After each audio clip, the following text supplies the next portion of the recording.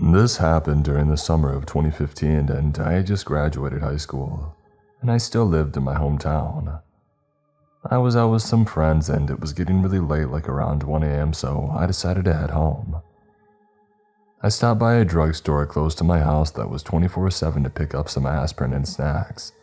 The one that I went to was in the same parking lot as a supermarket. This is important.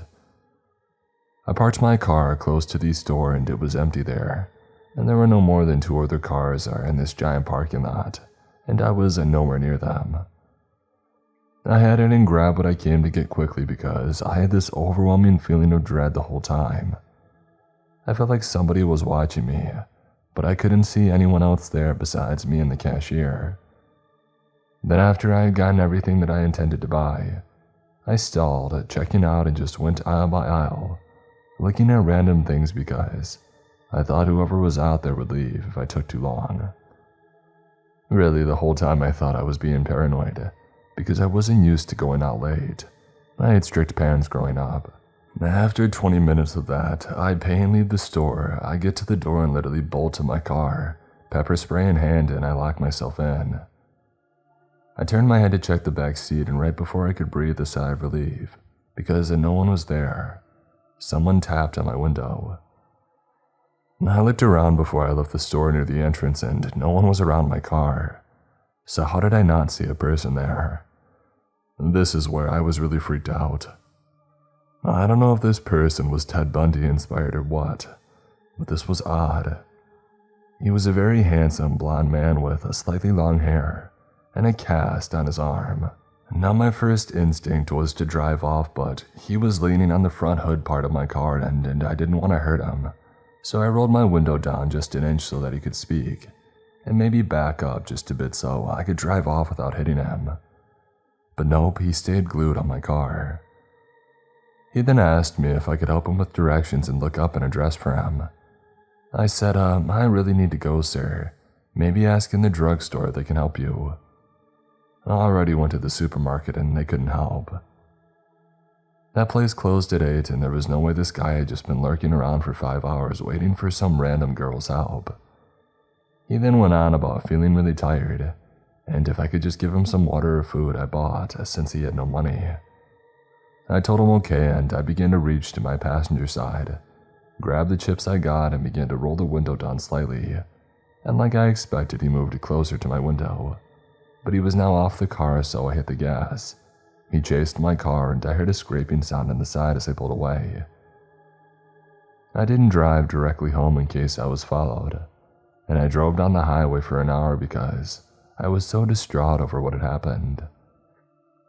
I finally got home, and my entire side of my car had been scraped from the door almost to the trunk. I'm really sure that he had used a knife or some sharp object because it was a really rough scrape. I reported the incident, but they never found him or any similar incidents in my town. He was watching me the whole time, maybe from the windows of the store, because how else would he have known that I bought food? I also think that he hid behind my car so I couldn't see him when I came out. I feel like he was trying to get me before I got in my car, but I got in too quickly.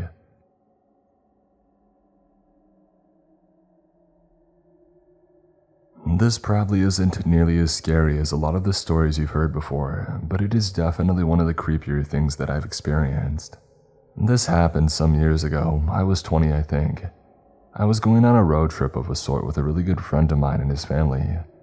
Our destination was a concert in the country next to ours, but we would be stopping at night to sleep in the camper that we drove in. We hadn't crossed the border yet when we had stopped at the first campsite for the night. Now it seemed like a pretty family-friendly and safe place, so none of us had our guards up or anything. That night at about 11 p.m. or so, while my friend and his family were getting ready for bed, I went outside to get some fresh air.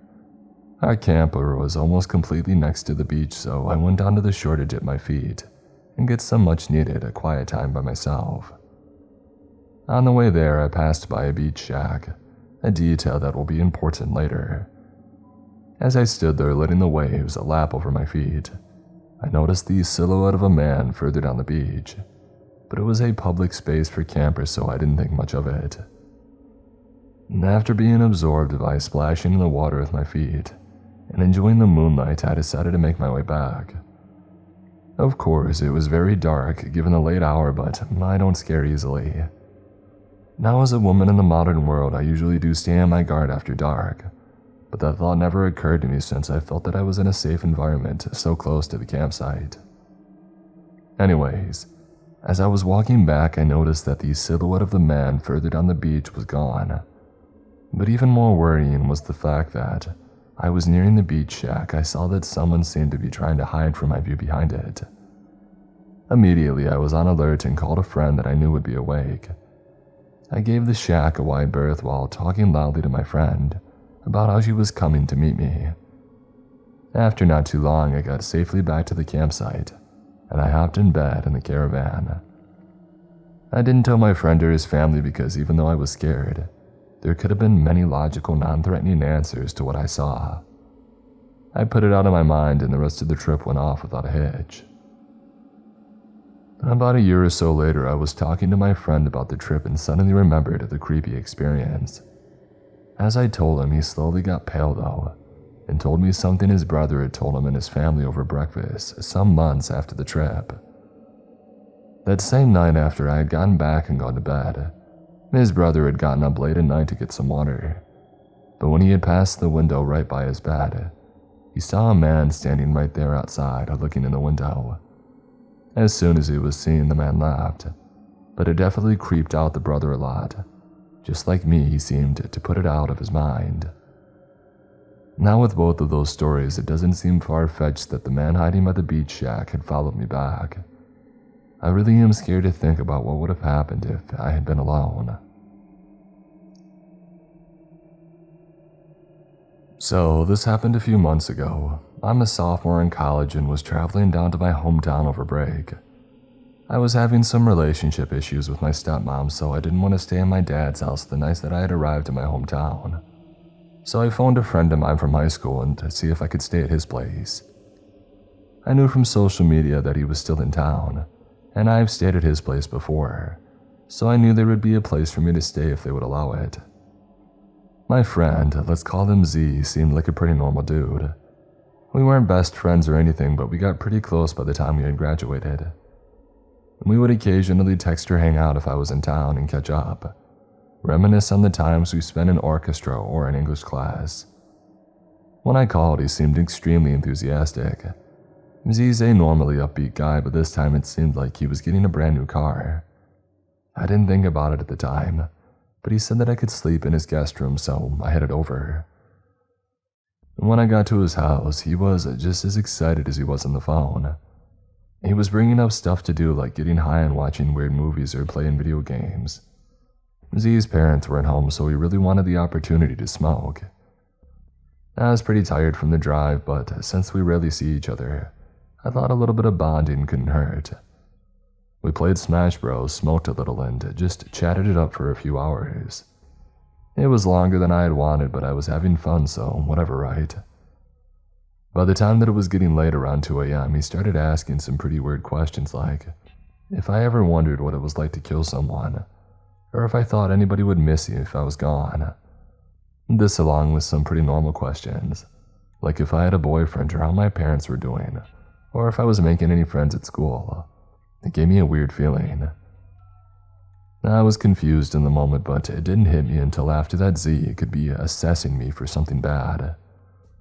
The weirdness of it all made me just want to go to bed. We stopped the game and both went into the basement where his room and the guest room were. We say goodnight, I go to my room and I get ready for bed.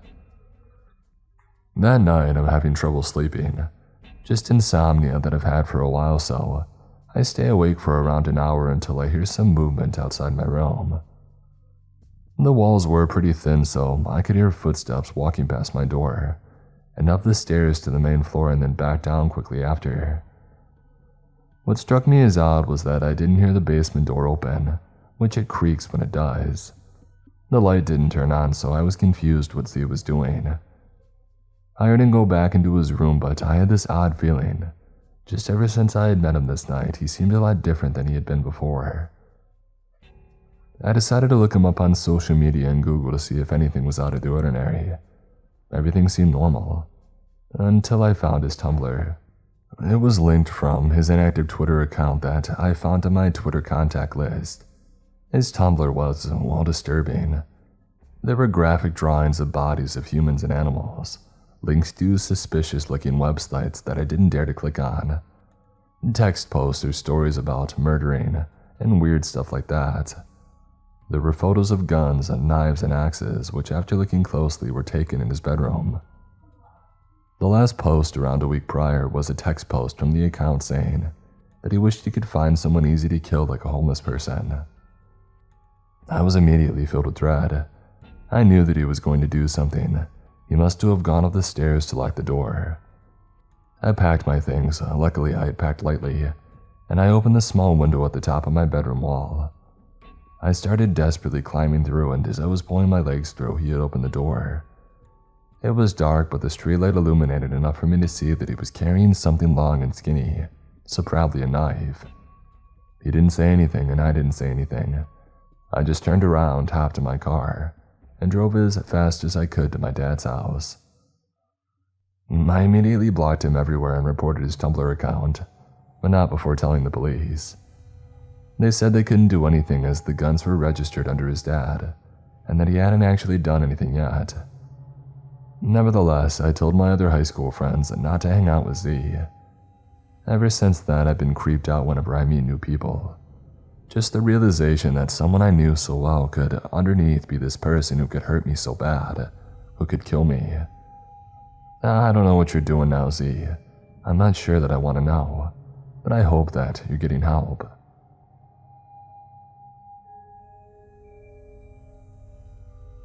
Johnny's Pizzeria is a half block from my house, and Wednesday is cheapo pizza night. I live alone in an okay neighborhood a few miles outside of a rough but improving city. On many a Wednesday and then Thursday and Friday I have some pizza. I usually walk to get the pizza, but it was raining tonight, so I drove the half block. The only patron inside was a 5'7" dark hair, slight build American Psycho's Patrick Bateman, without Christian Bale's build or looks, or personality, I reckoned, as I watched him awkwardly engage an employee. He asked him if he had seen Hateful Eight with the break in the middle. He asked him a few times about the break, but never used the word intermission, and the employee looked a bit confused. The guy behind the counter said that he saw it on a website with no intermission. I thought maybe Mr. Bateman was an old friend of the employee. He said that he was moving to LA in June to pursue a career in stand-up. Based on the counter guy's lack of reaction, I didn't think that he knew him. I was bemused, but I avoided eye contact with Bateman. My desire was for cheese, pepperoni, mushroom, red sauce, and dough, and without the crazy. Bateman then bought a $1.63 cookie, and the woman at the till rang him out and told me that my pizza was finishing up in the oven. So I sat at the booth nearest the counter, and Law & Order's theme song and title credits blared out of the sole large TV in the place. Cookie in hand, Bateman saddled up to my booth and said, "You know, these special crime unit cases, they're all bad crimes. Like crimes involving people getting, you know." I was aghast. Is this the guy's idea of a stand-up routine? Well, it needs some work. "Yeah, well, it's the holiest of holes, I guess." I blurted out in retrospect. I wonder if he got the Tarantino reference. I saw the mental illness in his eyes. Bateman sat uninvited at the narrow booth. Our knees knocked. He offered me some of his cookie. "No thank you, sir. I don't want any of your cookie. You bought it and it's yours. I wanted my pizza anyway, not a cookie." Bateman stands up and says, "Don't be such a creep. You don't want any of my cookie. That's fine." He then awkwardly staggers around the room looking for anyone else to engage. The staff are busying themselves and I'm his only victim. "So, what's your favorite band?" "Sir, don't take it personally, but I just don't want to talk to you." He hovered around the joint, pacing around. Standing in front of the exit, I thought he was going to stand there to be an obstacle after my food was done, then moving when another patron came in. Apparently, Mr. Bateman had ordered a chicken taco when it arrived. Thankfully, he left to eat it. I kept an eye on the ovens in the parking lot to see where he went to. When my pizza was done, I asked the woman at the till whether she knew him, and I told her that I was disturbed by my interaction with him. She said no, but said that earlier a man had come in, ate the sugar packets, and bummed a slice from a family eating there. You know, typical junkie behavior. I said it must be a full moon, and I thanked her. I saw that he was at the edge of the parking lot, looking out towards the road, far enough away that I could safely get in my car. I did and pulled out and saw him staggering up the sidewalk toward my house. He was looking at the houses along the way.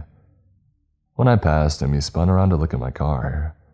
I drove around the block and realized, because I was only going to be out for 5 minutes, and I'd be coming back home with a pizza box in hand, I didn't lock the front door, and I had left my phone at home. When I came back around the block, he was still on the sidewalk near my house. It was raining out. Mr. Bateman was, to all appearances, mentally ill. What if he was looking at the houses to seek shelter? What if he was trying the doors to get in? I went to my cousin's and called the non-emergency line for police and gave a description of the man, and asked if they come to my house to make sure it's secure. The dispatcher said at the end of the call, 2 things. 1, always lock your door even if you're just going to Johnny's, and 2, I hope you got the breadsticks, cuz they're great. I told the officers what happened and suggested that if he was still in the neighborhood, this might not be the last call they get tonight about him. I'd rather have a torn ego and an intact cornhole than a torn cornhole and an intact ego. What if it hadn't have been raining and I had walked instead? So, this happened to me when I was 11 or 12 years old over a decade ago, and I still remember it vividly. At the time, I lived in a semi-detached house with my mom, dad, and sibling. It was decent sized, but the most impressive part was the garden, which essentially had 3 levels. The first level was concrete, the second grass, and the third also grass, and my trampoline on it.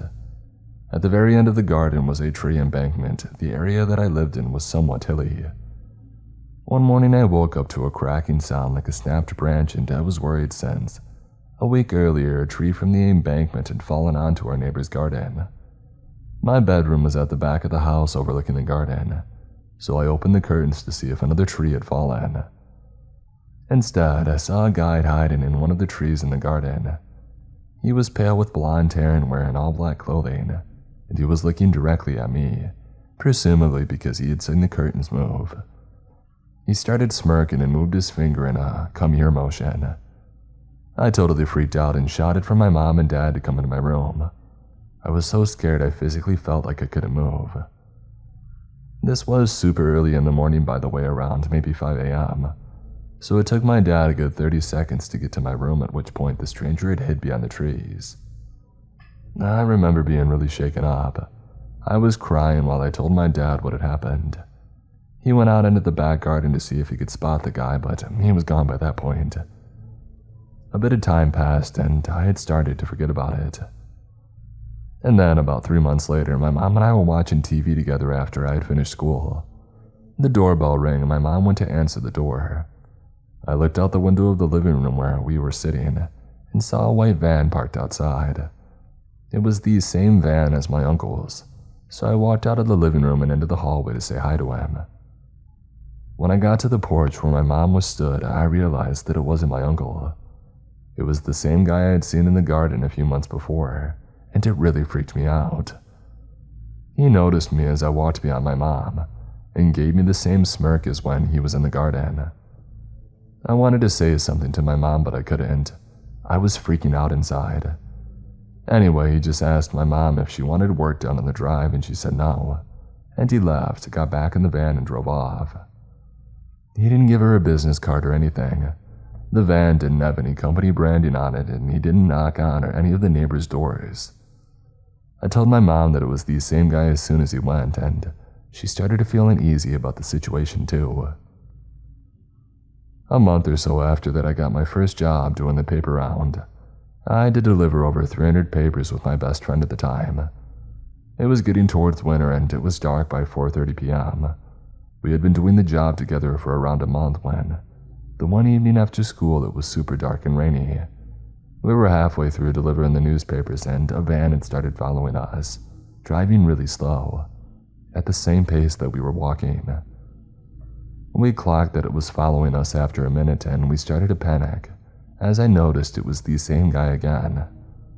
We left the newspaper trolley and started walking quite fast up the hill.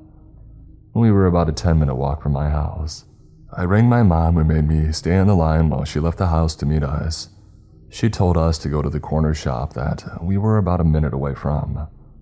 When we made it to the shop, the van sped off really fast.